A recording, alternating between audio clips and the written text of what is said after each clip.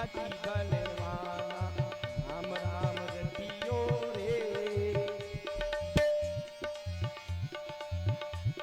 अरे वीर हनुमाना अति बलवाना राम राम रसियो रे। प्रभु मन बसियो रे। वीर हनुमाना अति बलवाना राम राम रतियो रे। प्रभु मन बसियो रे। जय हो।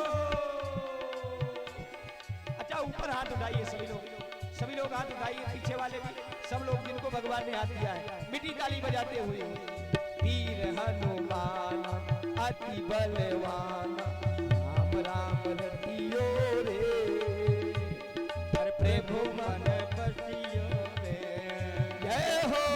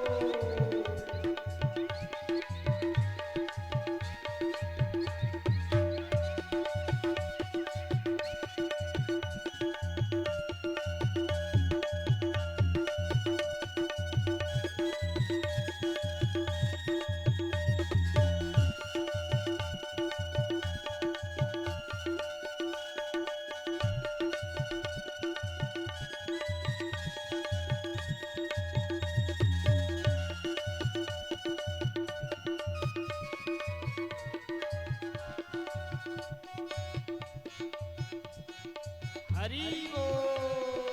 बजरंग बाला बजरंग बाला फिर धरी माला। बजरंग बाला फिर धरी माला। अरे संकट हरियो रे।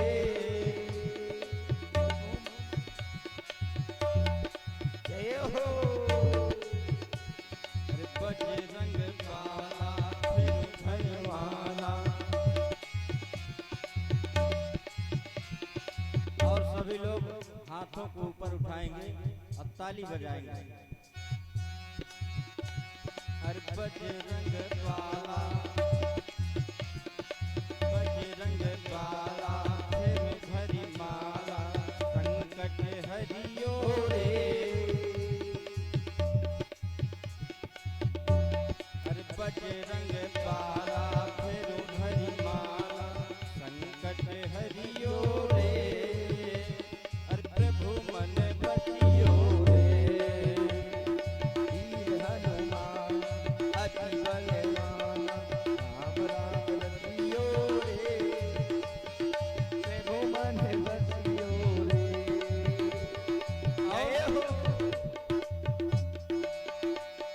ना कोई संगी ना कोई संगी ना कोई साथी।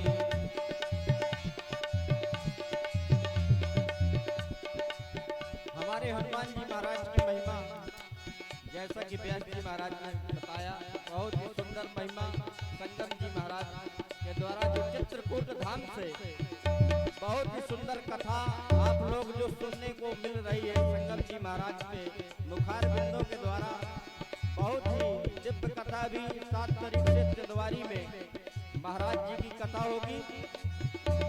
कि ना कोई संगी ना कोई साथी, ना कोई साथी, जय हो। अरे हाथ की तंगी, क्योंकि धन की तंगी हनुमान जी ही हर सकते हैं। क्या बात है। अरे ना कोई संगी हाथ की तंगी,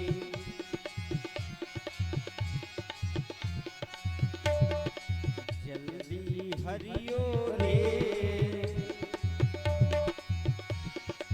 जल्दी हरियो रे, प्रभु मन बसियो रे।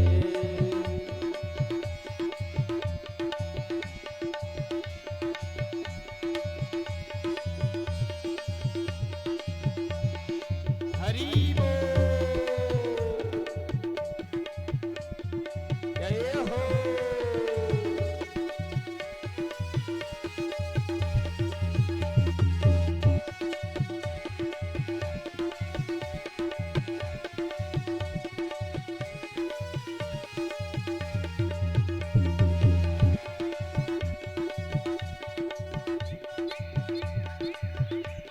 और अर्जी तुम्हारी,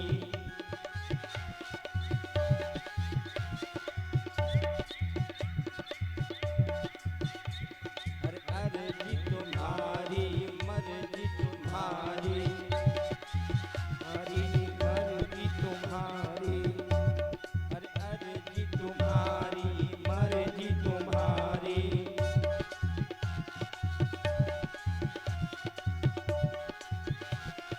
जय हो। अरे कृपा हो करियो रे,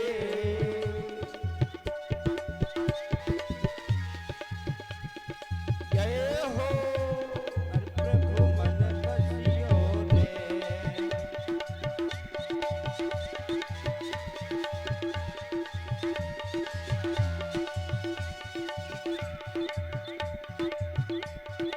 और अंतिम बात, राम जी का प्यारा, राम जी का प्यारा, सिया का दुलारा, सिया का दुलारा,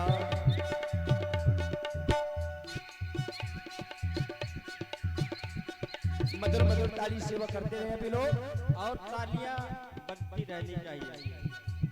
कम से कम ऐसा बजाओ कि टप टप की आवाज तो आए कि आप लोग ताली बजा रहे हो हैं। अरे राम जी का प्यारा, राम जी का प्यारा, सिया का दुलारा, वीर हनुमाना, राम जी का प्यारा, राम जी का प्यारा, सिया का दुलारा, सिया का दुलारा, संकट हरियो रे,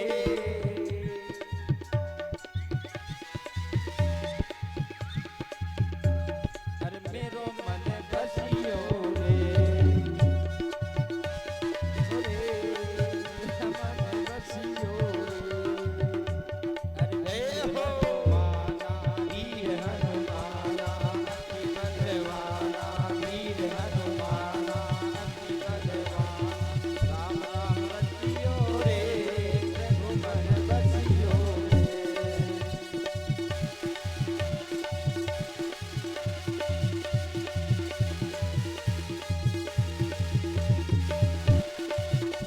अरे वीर हनुमाना अति बलवाना, वीर हनुमाना अति बलवाना, राम राम बसियो रे, मेरो मन बसियो रे। वीर हनुमाना अति बलवाना, राम राम बसियो रे, मेरो मन बसियो रे, मेरो मन बसियो रे। अनंत बलवंत हनुमान हनुमंतलाल जी महाराज की जय। जय हो। स्वामी श्री वीरेंद्र दास जी महाराज की जय हो। देखिए महाराज जी ने, पूज्य महाराज श्री ने कितना सुंदर संयोग बनाया है भैया। गोस्वामी जी कहते हैं, गोस्वामी तुलसीदास जी महाराज, जिनके मुख से धोखे से भी एक बार राम का नाम निकल जाए। देखिए महाराज श्री का जो लक्ष्य है बहुत, अब तो बिल्कुल भगवान के भक्ति में लीन है। कोई नाचता है दाम के लिए, कोई नाचता है काम के लिए। स्वामी श्री वीरेंद्र दास जी महाराज नाचते हैं राम के लिए। ऐसे है महाराज जी, वो तो राम के लिए नाचते हैं। धन्य है जिस मां के कोख से, ध्यान देना, जिस मां के कोख से उसका पुत्र जन्म लेकर के संत बन गया है और संत बन करके सुंदर विचारधारा है। एक नहीं 7 जन्म की कोख को वो पुत्र पवित्र कर देता है। धन्य है वो माँ जो माँ ऐसे महापुरुषों को जन्म देती है, और धन्य है ऐसे महापुरुष जो माँ की कोख को जन्म देते हैं। इसलिए संत पवित्र होते हैं, इसलिए संत पुनीत होते हैं। न जाने कितनी बुराई सह करके, बुराई सह करके, झगड़ा सह करके, जबरदस्ती प्रेरणा दे करके संत महापुरुष बड़ी बड़ी यज्ञ कराते हैं। और हमने महंत श्री पूज्य वीरेंद्र दास जी महाराज जी को देखा है कि बुराइयां सह करके, कष्ट सह करके 10-10 दिन महाराज श्री ने एक अन्न का टुकड़ा नहीं ग्रहण किया, केवल जल पी करके रहे हैं। और महाराज जी ने बड़ी से बड़ी यज्ञ करवाई है। 2 महीने महाराज जी ने अन्न नहीं खाया, अन्न नहीं खाया। और लोग कहते रहे हैं कि बाबा जी आप क्या कर रहे हैं, इतनी बड़ी यज्ञ ठान रहे हैं, ये कैसे होगी, कैसे हो पाएगी। लेकिन महाराज जी ने किसी की एक नहीं मानी। और ऐसी जगह हमने देखा है महाराज जी से लोगों ने पूरा गांव का गांव बोलना बंद कर दिया। बीच जंगल में गांव का गांव बोलना बंद कर दिया, लेकिन संत ने अपना स्वभाव नहीं छोड़ा है। और महाराज श्री का कार्य पूरा हुआ है, यज्ञ हुई है, और पूरा का पूरा गांव आकर के महाराज जी के चरणों में गिर गया है। लेकिन महाराज जी ने हृदय से स्वीकार किया है। संत का स्वभाव जानते हैं क्या होता है? संत का ऐसा स्वभाव होता है, एक बार एक जलाशय में एक जहरीला कीड़ा बिच्छू तैरता हुआ चला जा रहा था। संत जी ने देखा, संत जी ने सोचा ये तो डूब जाएगा बिच्छू, मर जाएगा जल में। तो संत जी ने जीवन की परवाह न करते हुए जल में कूद गए और कूद करके बिच्छू को पकड़ करके निकालने लगे। जैसे पकड़े वैसे बिच्छू डंक मार। अब जैसे बिच्छू डंक मारे, संत जी को दर्द हो, असहनीय दर्द हो, लेकिन संत जी उसको बार बार बचाने की कोशिश करें और बार बार वो बिच्छू संत जी को डंक का प्रहार कर दे। रास्ते से पथिक जा रहा था, पथिक ने कहा महाराज आप ये बताइए आपको इतना दर्द होता है, ये कीड़ा बार बार आपको डंक मारता है, छोड़िए ना बचाइए, ये आपको दर्द दे रहा है, ये आपको पीड़ा दे रहा है, आप इसकी रक्षा मत करिए। जानते हो संत जी ने क्या जवाब दिया, क्या उत्तर दिया संत जी ने? संत जी ने कहा ये एक कीड़ा होकर के अपने स्वभाव को नहीं छोड़ता। कीड़े का स्वभाव है, बिच्छू का स्वभाव है डंक मारना। संत जी ने कहा ये एक कीड़ा होकर के अपना स्वभाव नहीं छोड़ता है, तो मैं महात्मा होकर के अपने स्वभाव को कैसे छोड़ सकता हूं? धन्य है महापुरुष, धन्य है संत, जिस माँ के गर्भ से, जिस माँ के उदर से बालक जन्म लेकर के संत बनता है, 7 जन्म तक की माँ का उद्धार कर देता है, वो ऐसा महापुरुष होता है। महाराज श्री अनेक जगह जाकर के, आपके तो गांव के हैं, आपके लिए तो कोई बात नहीं है, लेकिन हमने जो देखा है, हम तो बिल्कुल पीठ पर बैठे हैं, असत्य नहीं बोलेंगे, सत्य बोलेंगे। हमने जो देखा है, लेकिन महाराज जी लोगों से लड़ करके, झगड़ करके, इसीलिए तो मैं दुर्वासा कहता हूं, गुरुदेव को मैं दुर्वासा कहता हूं कि आप दुर्वासा हैं। क्रोध अगर आ जाए तो फिर ठकुरे बाबा हैं, फिर तो क्रोध शांत नहीं हो सकता है। लेकिन महाराज जी ने कभी पैसे पर ध्यान नहीं दिया, धन पर ध्यान नहीं दिया। महाराज जी के पास पैसा आया है और महाराज जी ने उसको पानी के तरीके बहाया है। ऐसा स्वभाव है, ऐसे है महाराज जी। तो बार बार तो न जाने, लेकिन महाराज जी निवेदन है, बीना वाली यज्ञ में विशेष बुलावा है। अच्छा एक बात और बताएं, महाराज जी का नृत्य देखने के लिए, हाँ, महाराज जी का नृत्य देखने के लिए, महाराज जी का नाच देखने के लिए दसियों गांव की पब्लिक लालायित है कि स्वामी श्री वीरेंद्र दास जी महाराज एक बार दर्शन तो दे दे। हाँ, और देखिए ये जो लाइव टेलीकास्ट चल रहा है, इसमें लोग देखते हैं, बाहर के भक्त जुड़े हैं, वो देखते हैं। इसमें लाइव पुरस्कार आया हुआ है महाराज जी के नृत्य में। लोगों ने लाइव पुरस्कार दिया है कि स्वामी जी के चरणों में है। तो बीना वाली यज्ञ में कृपालु कृपा करके, ये नहीं कि प्रभु अभी नहीं चलेंगे, हाँ नहीं, पूरा बना बनाया काम बिगड़ जाएगा। तो स्वामी जी हमारे बड़े सरल, बड़े सीधे, फुसल भी बहुत जल्दी जाते हैं, क्रोध तो फिर आ गया तो जय सीताराम। तो ठकुरे बाबा हैं, अब क्षत्रिय हैं, तामस आया तो आया। आइए, रुद्राक्ष की महिमा है। रुद्राक्ष की महिमा क्या है? रुद्राक्ष का यहाँ पर प्रमाण आया है। सूत जी कहते हैं कि रुद्राक्ष जो है शौनकादि ऋषियों, शिव पुराण में 1 से लेकर के 14 मुख तक के रुद्राक्ष का वर्णन है। देखिए, एक मुखी रुद्राक्ष का वो महत्व है, वो महत्व है।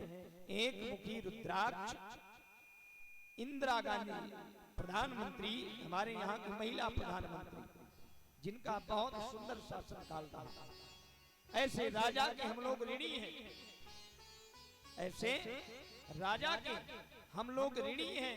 इतना सुंदर शासनकाल था इंदिरा गांधी जी का।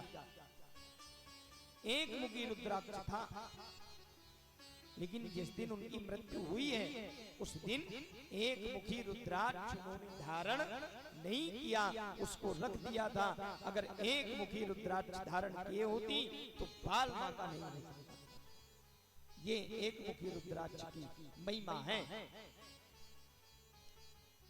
कहते हैं कि रुद्राक्ष क्या है? भगवान भोलेनाथ के नेत्र से 2 बूंदे गिरे आंसू, एक बूंद से रुद्राक्ष निकला और एक बूंद से बैतरणी नदी। भगवती पार्वती जी ने कहा कि महाराज आप मुझे एक मुखी रुद्राक्ष का वर्णन कह करके समझाइए। पार्वती जी पूछ रही हैं और भोलेनाथ बता रहे हैं। कहती हैं भगवती पार्वती जी कि आप ध्यान से सुनो। भोलेनाथ कहते हैं पार्वती ध्यान से सुनो, मैं एक बार मैंने एक मुखी रुद्राक्ष का ध्यान किया और पार्वती तुमने मुझे एक मुखी रुद्राक्ष ध्यान करके एक समर्पित किया। इसका मंत्र है, देखिए मंत्र आप भी बोलेंगे, ठीक है? रुद्राक्ष धारण करने जैसा फल मिल जाएगा। हम बताएंगे, मंत्र बोलेंगे तो समझिए आपने धारण कर लिया।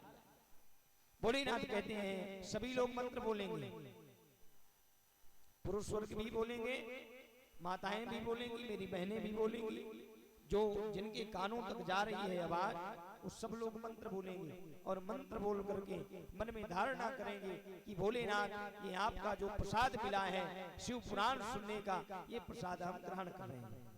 इसका मंत्र है ओम हीम नमः। तेजी तेजी बोलिए ताकि हम भी सुने, हम भी सुन सके। खाना खाया है कि नहीं खाया है?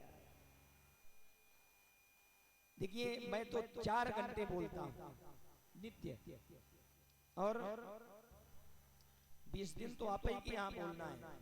इसके पहले से यहाँ बोलता चला रहा हूं, घर से नहीं आया, कथा खत्म करके कथा से ही चलाया कथा करने। और कहो यहाँ से संयोग बन जाए तो घर ना जाने को मिले, फिर कथा में पहुंच जाए। लेकिन अभी तो संयोग है 7-8 दिन का, लेकिन अभी होलिका है तो होली में तो कहीं जाएंगे नहीं, चाहे जो कोई हो, फिर तो सीधी बात है। तो इसका मंत्र है ओम हीम नमः। भोलेनाथ कहते हैं ओम हीम नमः कहकर के जो एक मुखी रुद्राक्ष धारण करता है, कहते हैं मैं उसे फल प्रदान करता हूं। भोलेनाथ कहते हैं पार्वती और सुनो, 2 मुखी रुद्राक्ष का भाव मैं वर्णन करता हूँ। जिस समय मैं एकांत में विराजमान था, उस समय देव ऋषि नारद जी आकर के अहंकार की बात किया। श्रृंगी और भृंगी इन दोनों ने मेरी स्तुति करी, हाथ में रुद्राक्ष लेकर के दोनों ने मुझे एक एक करके समर्पित किया। मैंने एक एक को 2 करके 2 मुखी रुद्राक्ष का भाव दिया है। इसका मंत्र है ओम नमः। जो कोई ओम नमः कह करके 2 मुखी रुद्राक्ष को धारण करता है, मैं उसे अभीष्ट फल देता हूं। भोलेनाथ कहते हैं मैं 3 मुखी रुद्राक्ष का वर्णन करता हूं, ध्यान से सुनना। का पार्वती 3 मुखी रुद्राक्ष का वर्णन है। आपको मालूम है मैं त्रिगुणाकार हूं, त्रिनेत्रधारी। भोलेनाथ के कितने नेत्र हैं? 3 नेत्र हैं। मैं त्रिगुणाकार धारू, त्रिनेत्र हूं, त्रिपुरारी मुझे कहा गया है, त्रिशूलधारी हूं, त्रिपुंडधारी हूं। त्रिगुणाकार होने के कारण सृष्टि के स्वयं ब्रह्मदेव ने जान करके मुझे 3 मुखी रुद्राक्ष समर्पित किया है। वो भी एक एक करके 3 रुद्राक्ष मुझे समर्पित किया है। मैंने 3 को एक बना दिया है और 3 मुखी का भाव दिया है। इसका मंत्र है ओम क्लीम नमः। ओम क्लीम नमः कह करके जो रुद्राक्ष धारण करता है, भोलेनाथ कहते हैं मैं साथ साथ उसके साथ चलता हूं। और कहते हैं हे पार्वती, मैं तुम्हें 4 मुखी रुद्राक्ष का वर्णन सुनाता हूं। जिस समय मनुष्य अपने जीवन के हर पहलू में कष्ट का स्मरण करता है और मुझे ही पुकारता है, शिव कहते हैं उसका बचपन, उसकी जवानी और उसकी अधेड़ी, उसका बुढ़ापा चारों रूप में स्वीकार कर लेता हूँ और स्वीकार करके इसको 4 का भाव दे देता हूँ और 4 का भाव दे करके मैं चतुर्मुख रुद्राक्ष के रूप में इसको कर देता हूँ। इसका मंत्र है ओम हीम नमः। ओम हीम नमः कह करके जो 4 मुखी रुद्राक्ष धारण करता है, भोलेनाथ कहते हैं मैं उसके साथ चलता हूँ। और 5 मुखी रुद्राक्ष का वर्णन आया है। भोलेनाथ ने कहा पार्वती तुमने मुझे 5 रुद्राक्ष समर्पित किया था, 5 को मैंने 1 कर दिया, 5 बना दिया। इसका मंत्र है ओम हीम नमः। ये सुख प्रदान करने वाला होता है और इनको मैंने 5 में 1 कर दिया है, इसलिए इसको पंचमुखी रुद्राक्ष कहते हैं। 6 मुखी रुद्राक्ष का वर्णन आया है। भोलेनाथ कहते हैं पार्वती एक समय कार्तिकेय महाराज खड़े थे और कार्तिकेय जी को मैं नहीं देख पाया। तब कार्तिकेय जी मुझे प्रणाम करने आए और अपने 6 मुखों से, कार्तिकेय जी के 6 मुख हैं, अपने 6 मुखों से मुझे एक एक कह करके रुद्राक्ष समर्पित किया और मैंने 6 को एक करके 6 मुखी रुद्राक्ष का भाव किया है। इसका मंत्र है ओम ह्रीं ओम नमः, ओम ह्रीं ओम नमः, ओम ह्रीं ओम नमः कह करके जो 6 मुखी रुद्राक्ष धारण करता है भोलेनाथ कहते हैं मैं उसके साथ साथ चलता हूं। 7 मुखी रुद्राक्ष का वर्णन आया है। पार्वती सप्तम युग के अंतर्गत सत्य धारण करके अंतर्गत शिव कहते हैं मेरा एक भक्त है। संसार सागर में ऐसा हुआ जिसने मुझे पाने के लिए 7 कदम की दूरी पर निवास किया और प्रतिदिन एक रुद्राक्ष ला करके मेरे चरणों में समर्पित करता। जब 7 रुद्राक्ष मुझे समर्पित किया है, 7 मुखी रुद्राक्ष मुझे इतना प्रिय लगा है, जो 7 मुखी रुद्राक्ष धारण करता है कुबेर उसके लिए खजाना खोल देता है, धन की कमी नहीं रहती है। इसका मंत्र है ओम हूं नमः, ओम हूं नमः, ओम हूं नमः कह करके जो 7 मुखी रुद्राक्ष धारण करता है भोलेनाथ कहते हैं मैं उसके साथ साथ ही चलता हूं। 8 मुखी रुद्राक्ष का वर्णन आया है। कहा कि भगवान गणेश ने लक्ष्मी जी के कहने पर 8 स्थान पर निवास किया और 8 जगह पर बैठ बैठ करके मुझे रुद्राक्ष समर्पित किया है। 8 को मैंने एक कर दिया है और ये तुम्हारा बिल्कुल नहीं होगा ना। 8 को मैंने एक कर दिया है और जब एक किया है इसका मंत्र है ओम हुम नमः, ओम हुम नमः, ओम हुम नमः कह करके जो इस रुद्राक्ष को धारण करता है भोलेनाथ कहते हैं उसके साथ रहता है। 9 मुखी रुद्राक्ष का वर्णन आया है। कहा हे पार्वती तुम ही ब्रह्मचारिणी बनी, तुम ही चंद्रघंटा बनी, तुम ही कात्यायनी बनी, तुम ही गौरी बनी और तुम ही स्कंधा बनी। जब तुमने 9 रूप धारण किया, 9 रूप धारण करके 9 बार रुद्राक्ष मुझे चढ़ाया, 9 को मैंने एक करके 9 मुखी रुद्राक्ष किया। इसका मंत्र है ओम ह्रीं नमः, ओम ह्रीं ओम नमः, ओम ह्रीं ओम नमः, ओम ह्रीं ओम नमः कह करके जो 9 मुखी रुद्राक्ष धारण करता है मेरे भोलेनाथ कहते हैं मैं उसे अभीष्ट फल प्रदान करता हूं और सदैव उसके साथ चलता हूं। 10 मुखी रुद्राक्ष का वर्णन आया है। कहा पार्वती 10 शीशधारी लंकेश रावण मेरी भक्ति को पाने के लिए मुझसे ही एक वृक्ष का निर्माण कराया है। वही वृक्ष जो मैंने रावण को प्रदान किया वो वृक्ष था रुद्राक्ष का। 10 शीश से रावण मेरी आराधना करता और 10 शीश से आराधना करके उसने एक रुद्राक्ष का निर्माण किया, वो 10 मुखी रुद्राक्ष कहलाया है। इसका मंत्र है ओम ह्रीं ओम नमः, ओम ह्रीं नमः, ओम ह्रीं नमः, ओम ह्रीं नमः कह करके जो 10 मुखी रुद्राक्ष धारण करता है भोलेनाथ साथ उसके साथ चलते हैं। 11 मुखी का वर्णन आया। भोलेनाथ कहते हैं पार्वती एक बार भगवान विष्णु शेष सैया पर शयन कर रहे थे, तभी नारायण के श्री विग्रह से एकादशी प्रागट्य हुआ। वही एकादशी मेरा स्मरण कर रही थी, उसने मुझे 13 मुखी रुद्राक्ष का भाव प्रदान किया। इसका मंत्र है ओम ह्रीं हूं नमः, ओम ह्रीं हूं नमः, ओम ह्रीं हूं नमः कह करके जो 11 मुखी रुद्राक्ष धारण करता है भगवान भोलेनाथ की कृपा उसके ऊपर निश्चित रूप से होती है। बारामुखी का वर्णन आया है।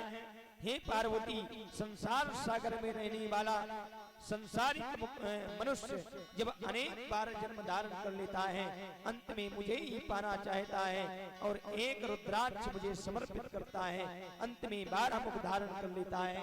इसका मंत्र है ओम क्रोम सोम रोम नमः।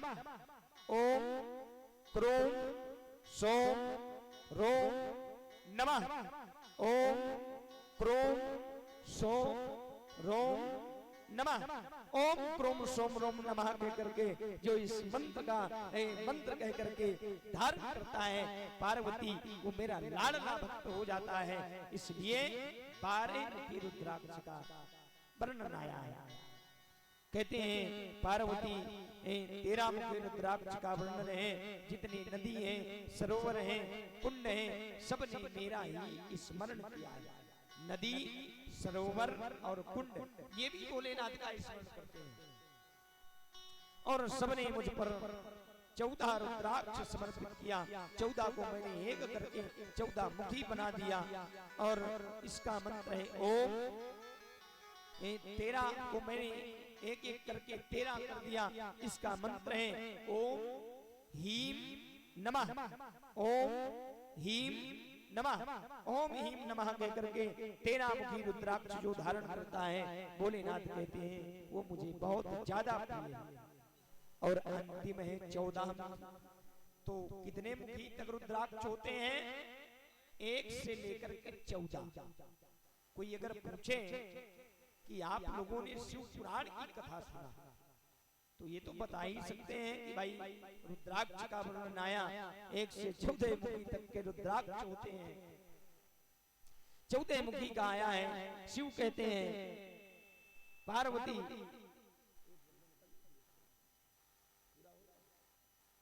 कहते हैं हे पार्वती, जिस समय दक्ष प्रजापति माता सती को शब्दों के तीर चलाए, माता सती भस्म हो गई, क्रोध प्रबल हो गया, उस समय सभी देवताओं ने रुद्राक्ष से मुझे अभिषेक किया है।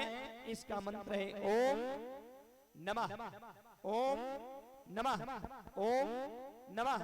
ओम नमः कह करके जो धारण करता है, भगवान भोलेनाथ प्रसन्न होकर के अभीष्ट फल प्रदान करते हैं। प्रेम से बोलो हर हर महादेव, हर हर महादेव, हर हर महादेव। और स्वामी श्री वीरेंद्र दास जी महाराज